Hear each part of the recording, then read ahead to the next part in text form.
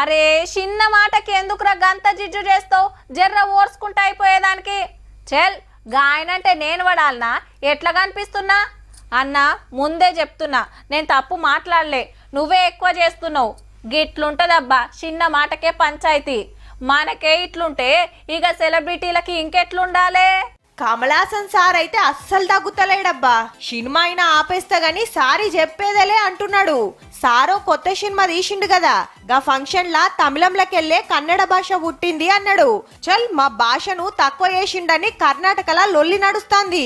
Sorry చెప్పాల్సిందే, లేకుంటే ఊకోమని Kannada cinema సంఘం హైకోర్టు దానికపోయింది. ఏరే భాషల గురించి మాట్లాడేటప్పుడు పైలంగుండాలి. నువ్వు యాక్టర్వా చరిత్రకారుడివా? సారీ చెప్తే అయిపోతుంది కదా అని గరమైంది కోర్టు సుత. లేలే, నన్ను తప్పర్థం చేసుకున్నారు, క్షమాపణ చెప్పేంత పెద్ద మాట ఏం అనలేదు. కావాలంటే కర్ణాటకలా నా సినిమా విడుదలను ఆపేస్తా అని సినిమా సంఘానికి ఉత్తరం రాసిండు కమల్ సార్. అయితే కావాలంటే కూకొని మాట్లాడుకుందాం, ఓ 6 రోజుల టైం ఇయ్యమని అడిగిండు. కోర్టులా కేసు కూడా 10వ తారీఖు వాయిదా పడ్డది. మరిగా గా చర్చల్లా ఏం మాట్లాడతారో కమల్ సార్ ఏం చెప్తాడో గాని భాష విషయానికి వస్తే తమిళనాడోలే కాదు కన్నడోలు సుత దగ్గరబ్బా.